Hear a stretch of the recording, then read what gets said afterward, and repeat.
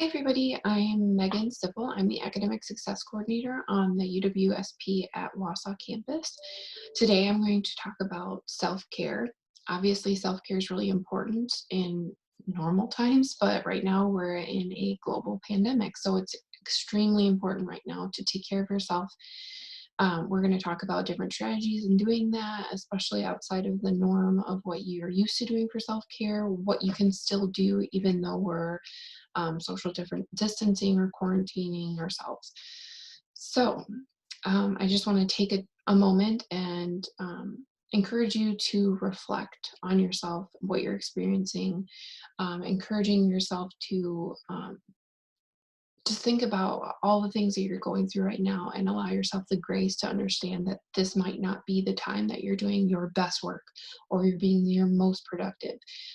It's really important to sort of set realistic expectations for yourself because there's already enough stress going on that you don't need to pile on and tell yourself you should be learning an extra language because you have all this time to spend at home. That's not the case. So you just need to put your well-being ahead of anything else.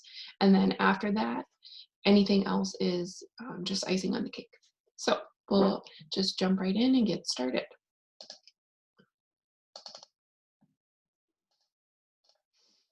Okay, so self-care, it's basically actions that you perform to take care of all of your physical, mental, and emotional needs. So there are multiple ways to take care of yourself, right? So you are a whole person. There are multiple facets of yourself. So your physical self, your mental self, and your emotional self. It's not going to cure mental illnesses, but it can help develop coping mechanisms and or help prevent a spiral of being or feelings of being overwhelmed. So self-care is important more than ever because of the current stressful pandemic. You've experienced a lot of change and adjustment, which means now is as good a time as any to prioritize your self-care. If you do not take care of yourself, how are you going to expect yourself to take care of anyone else? So if you have brothers or sisters or kids or a partner at home or parents, how are you going to take care of them if you are burnt out or if you're not taking care of yourself first? So recognize that feelings of loneliness, boredom, fear of contracting the disease, anxiety, stress, and panic are all normal reactions to the situation that we're all in. This is a disease outbreak, and it's a very stressful situation to be in. There's really no other way to describe it. If your family is isolated or quarantined, just realize that this is going to be temporary. It may be a while that it's temporary, but it will be temporary. So what is self-care? Self-care is any activity that we do deliberately to take care of our mental, emotional, and physical self. Good self-care is key to improve mood and reduce anxiety and stress. This has been medically studied. This has been proven that it's key to improving your physical health.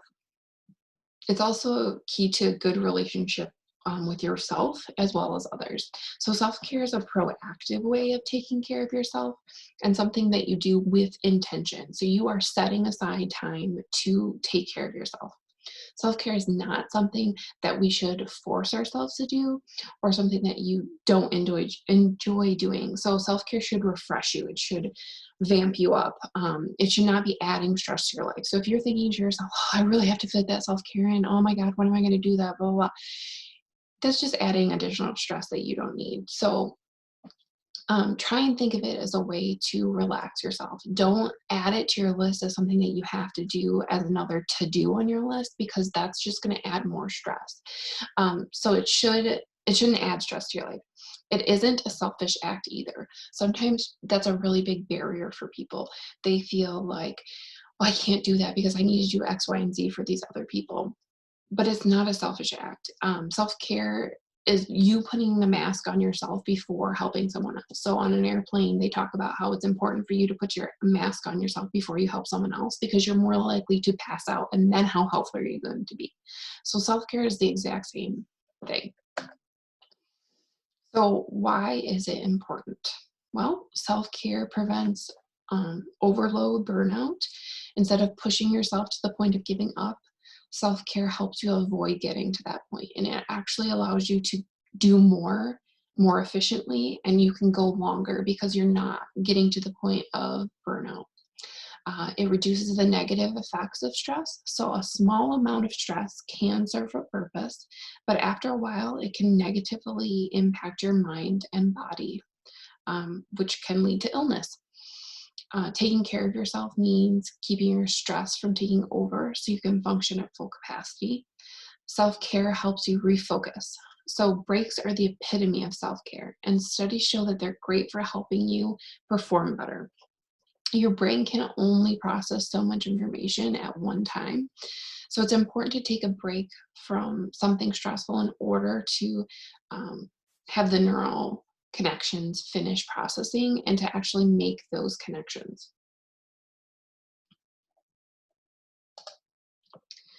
So there's different types of self-care. There's the emotional, so dealing with our emotions. It can be challenging sometimes when we're coping with stress, particularly in a situation like we are now. We tend to label emotions as being good or bad, which isn't particularly helpful or productive. Emotions are a state of being in the moment, not a permanent state of mind. So just keeping that in mind. Emotions come and go. They're not identification factor about yourself. So allow yourself to feel what you're feeling. Allow yourself to feel it without shame, because we all have emotions. Sometimes we all feel anger, and that doesn't mean that that's bad. It just means that we're experiencing something human. What you do with those feelings, that's the piece that's really important. So if you're intentional with understanding your feelings, allowing yourself the grace to feel those feelings, you're more likely to react in a healthier way than if you aren't being introspective and you try to bottle it up. Eventually it will come through, and probably not in the best way either. Next would be mental or mastery. So you can give yourself a boost by doing a task that you've been avoiding or by challenging your brain in some way. Typically, it's most helpful to do something that challenges you mentally, but in a way that you enjoy. So for example, if you enjoy reading a book for pleasure. If you really like computers, building a computer, it is challenging your brain, but in a way that you find gratifying.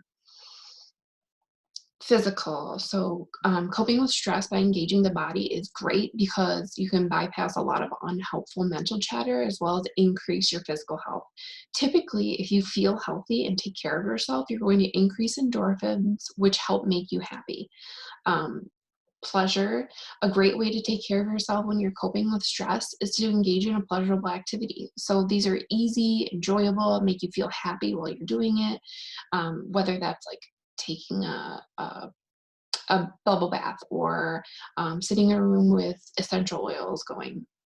Sensory. So when you feel stressed and you need a calm mind, try focusing on the sensations around you. So if you've heard of the phrase mindfulness, this has a huge part to do with sensory. So paying attention to the sights and the smells, sounds and tastes and the touch of things around you. It's going to help you focus on the present moment, giving you a break from your worries and from overthinking things. Social is the next aspect. So connecting with others is an important part of self-care by building community and decreasing feelings of loneliness. So this is something that's really, really important, even though we're social distancing and possibly quarantined. I mean, we might not be around people very often. So social is really important still, and there are still ways that you can connect socially with friends, even though you might not be seeing them physically anymore. You can set up a Zoom meeting with a bunch of friends, and you can have some coffee, or there are even games online that you can play. You could play Cards Against Humanity in Zoom. So there are different options that you can use to connect with people. Setting up a weekly FaceTime with your parents, if that's something that would be helpful. Spiritual. So connecting with your values, what really matters, is a way to cope with stress and foster a calm mind. So understanding yourself and your values will help you gain confidence and independence in being yourself. So this is really important, especially in a time where we're all going through a really stressful experience. We might be losing people around us. It's really important to take some time to realize what is valuable in your life. It might help you understand and take gratitude for what you do have. That might help you realize um, the the level of which of what you're dealing with. So it might help you think, oh, this is just a test, it's going to be fine. Not that that's not a valid concern, because that absolutely is. Your feelings are your own. So if you're stressed about a test, you have every right to be stressed about a test. But it just might help ground you a little bit. Try not to compare your difficulties or your grieving process to other people, because yes, other people might be going through what is more difficult, but that does not mean that what you're going through right now isn't difficult. This is hard, and you have every right to feel sad about it or angry. It's just what you do with those emotions that really matters. So how to practice self-care? Self-care is different for everyone. The point is to take care of yourself. So if it's something that stresses you out, then do not do that for your self-care. So if you find massages really uncomfortable or stressful or awkward, that's probably not a good self-care option for you. Ensuring the ones closest to you are cared for, it's important to not forget about taking care of yourself. So following tips from the Center for Disease Control and Prevention and supporting your own well-being, overall health, so that you are in strong and stable position to help others do the same. Take care of your body. Try to eat healthy, well-balanced meals, exercise as regularly as you can, getting plenty of sleep, avoiding alcohol and tobacco and other drugs. That also increases your immunity to other diseases. So in this moment, this is incredibly important. Keep your family schedule consistent when it comes to bedtimes, meals, and exercise if you have a family that you're caring for. Sleep is essential to overall health and is closely linked to academic success. So napping throughout the day can improve your energy level if that's an option for you. You should listen to what your body is telling you it needs. So if you have a headache, you might be dehydrated, and maybe try and drink a couple glasses of water. Also, try to prevent that from happening in the first place. But if it does, which sometimes it does, just take care of your body. Research shows that exercise can relieve stress, improve your mood, and help you sleep better. So prioritizing this as much as you can is important. Yoga has pronounced effects on your emotional well-being and can help lower your anxiety and stress. So right now, I challenge you guys to, if you're able, stand up and do a couple of yoga poses with me. They're very basic, and I am not a yogi, so just bear with me as I am unable to balance. So first is mountain pose. You put your feet shoulder width apart. You face your hands outward, and you stand as straight as you can, lifting your head through and maintaining a straight posture through your body.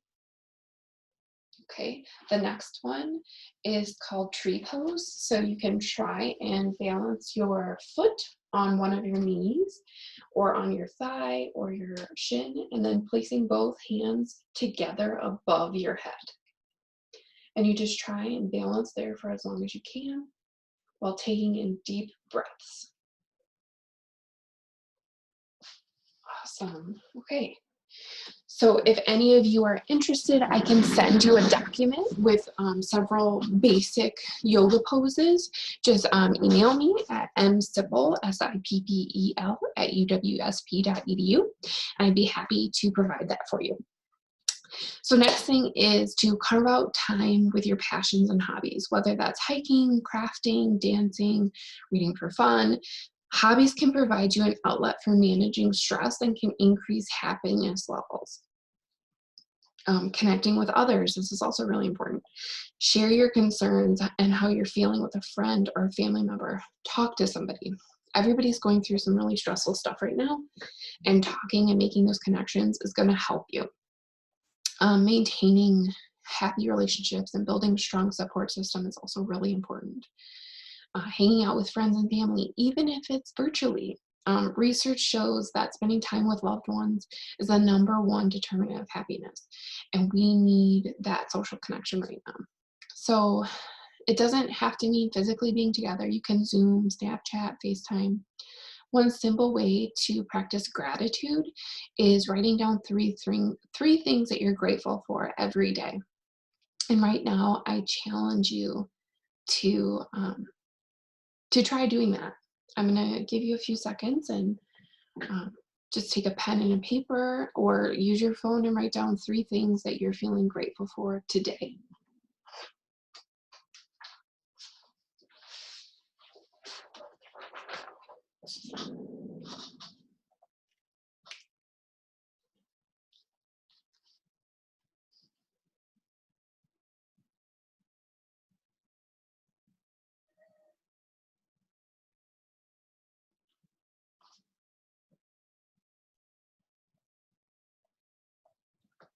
Okay, so a couple of things that I'm feeling grateful for today.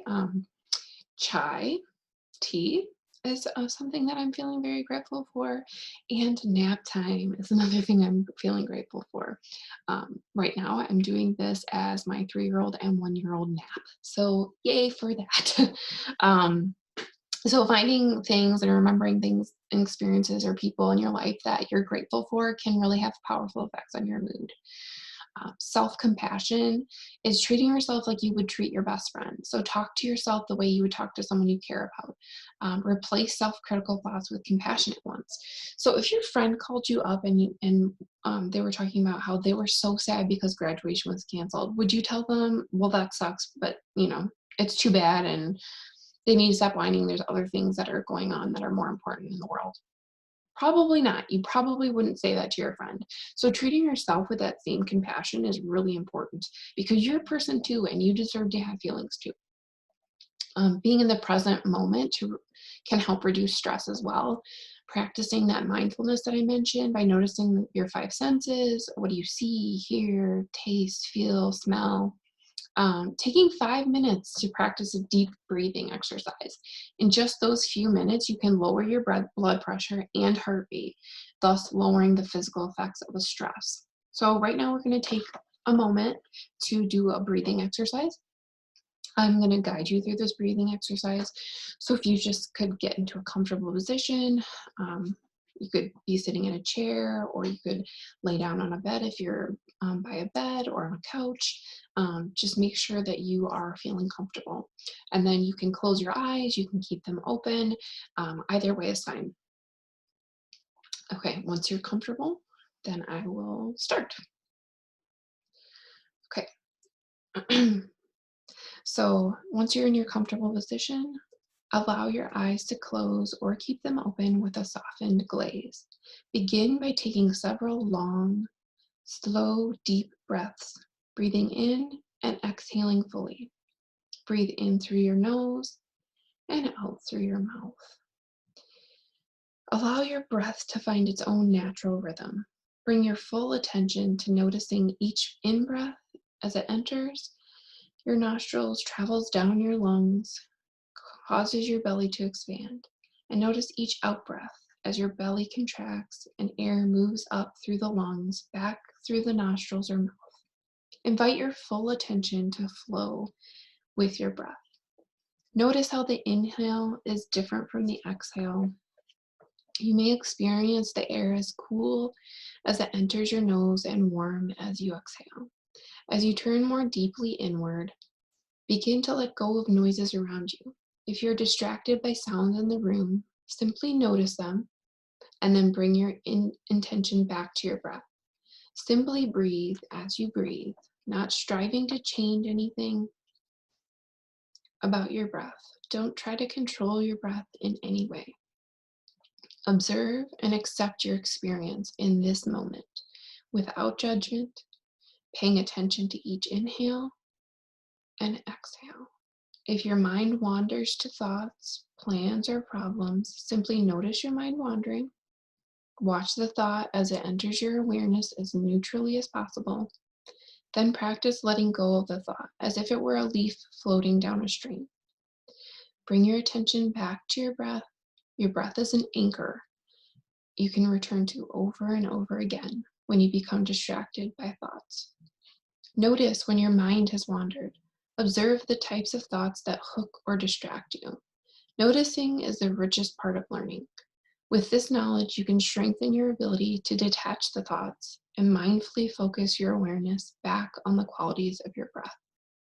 Practice coming home to the breath with your full attention, watching the gentle rise of your stomach on the in-breath and the relaxing letting go on the out-breath. Allow yourself to be completely with your breath as it flows in and out.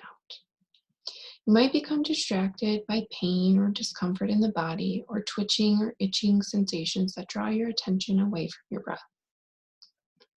You may also notice feelings arising, perhaps sadness or happiness, frustration or contentment. Acknowledge whatever comes up, including thoughts or stories about your experience. Simply notice where your mind went without judging it, pushing it away, clinging to it, or wishing it were different. Simply refocus your mind and guide your attention back to your breath, your anchor. Breathe in and breathe out. Follow the air all the way in, all the way out. Mindfully be present moment by moment with your breath. If your mind wanders away from your breath, just notice without judging it, be it a thought, emotion, or sensation that hooks your attention. Gently guide your awareness back to your breathing. As this practice comes to an end, slowly allow your attention to expand and notice your entire body, and then beyond your body to the room that you're in. When you're ready, if your eyes were closed, please open them and come back fully alert and awake. The breath is always with you as a refocusing tool to bring you back to the present moment. Set your intention to use this practice or something like it throughout the day to help cultivate and strengthen your attention. Okay, so taking a few minutes to clear your mind of various stressors can be a great way to practice self-care. Research shows that meditation can improve your focus, immunity, and overall mental well-being. You could also do a seated meditation practice. Stay informed. When you feel that you're missing information, you may become more stressed or nervous. So watch, listen to, or read the news for updates from officials. But be aware that rumors during a crisis, especially on social media, are common. Always check your sources. Turn to reliable sources of information like your local government or the CDC. Sometimes the best way, though, to recharge is to take a break from technology. So breaks can replenish the brain's stores of attention and motivation, encouraging productivity and creativity, and it's essential to achieve our highest levels of performance and form stable memories in everyday life. So maybe you should avoid too much exposure to the news. Take breaks from watching, reading, or listening to it. It can be upsetting to hear about the crisis and see images repeated. Try to do enjoyable activities and return to normal life as much as possible. It's really up to you, and this is where your introspection comes into play. You really have to pay attention to what your body is doing when you are doing something. So if you're reading the news and you're getting increased anxiety, that's your body telling you that maybe you should try something else. Another option for self-care is journaling. So it can have a lot of benefits. Writing can help you process your feelings, ignite creativity, help you be more present in the moment. So typically in the in-person self-care sessions, I do a few minutes to journal, a gratitude journal. So if you're interested in that sheet, it's a pretty easy sheet to do. It's a 10-minute thing that you should do once a day. If you're interested in that, or if you like journaling, just shoot me an email. Again, it's msippel, Sippel, at UWSP.edu. And I can get you that information right away. Another thing that you can do is spend time in nature. So right now we're not on a total lockdown. So you could go for a walk, or you could go for a hike at Red Mountain, or walk the trails in Marathon Park. According to environmental psychology, time in nature will improve your mood, reduce stress, and improve your cognitive function, which will help you with school. Finally, seek help when needed. If your distress impacts activities of your daily life for several days or weeks, talk to a counselor or doctor, or contact a counseling center for UWSP. The phone number is 715-346-3533. There is no shame in getting help. We all need help sometimes, and this is a great opportunity for you to get the help that you might need. So I highly encourage that. Okay, so how do you prioritize self-care?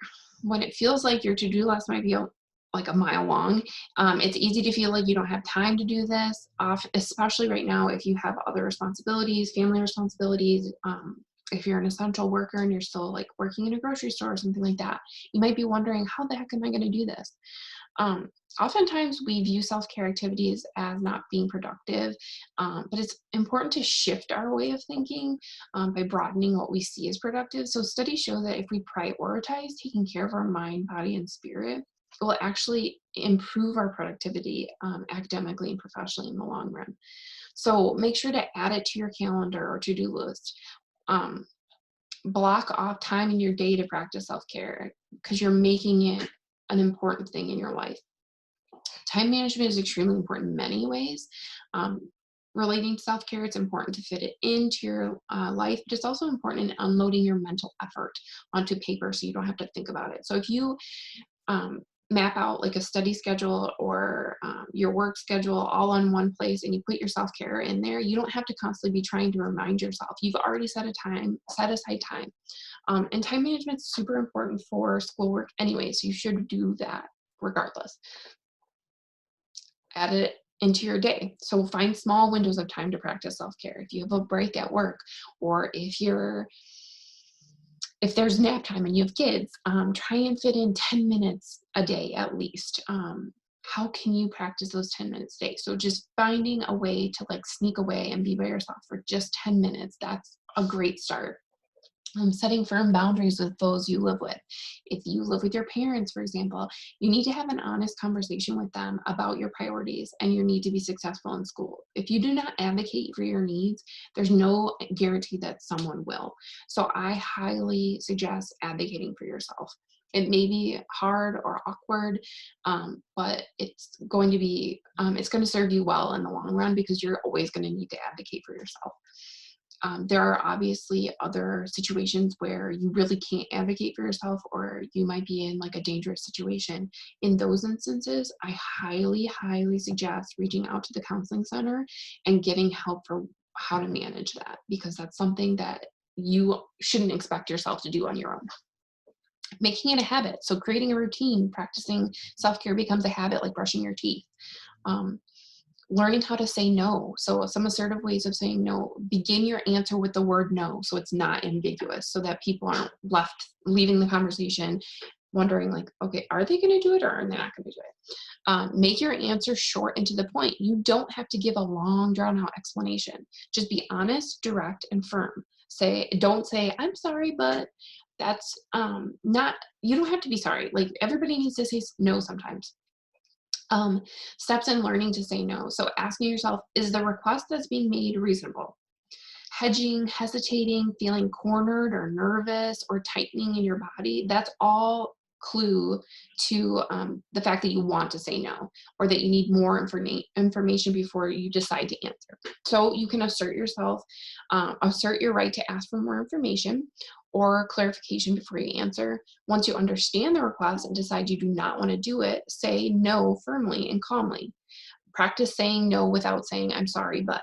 Obviously, there are some situations where you might not want to do something, but you still have to do it. Like if you have a presentation in a class that you have to do to get a good grade, you can say no, but realize that there are also consequences to that choice. So just keeping that in mind. But like if your roommate asks you to do the dishes for the third day in a row and they haven't done any, though that's a perfect example of when you can say no. It's not about having a self-care image or adding another thing to your to-do list. It's about showing up for yourself every day and making yourself a priority. If you spend time doing this every day, 10 minutes here, 10 minutes there, 30 minutes in a day, you'll see results which can translate into doing better in other aspects of your life, including school. So here's a list of references, but if you ever need somebody to talk to, or you need somebody to help advocate for you in something, please feel free to reach out to me. I would be happy to help you in any way that I can. We are all in this together. I truly believe that. And so I just wanted to let you know that I'm very excited to try and reach out in different ways. And if you, again, need anything from me, my phone number or my email is msippel, sippel @uwsp.edu. You can also set up an appointment with me via Navigate on the UWSP Wausau TLC website. Just Google UWSP Wausau TLC, and I am the academic coach. So I really hope that you all are taking care, and I just wish you the best of luck in these times. Thank you.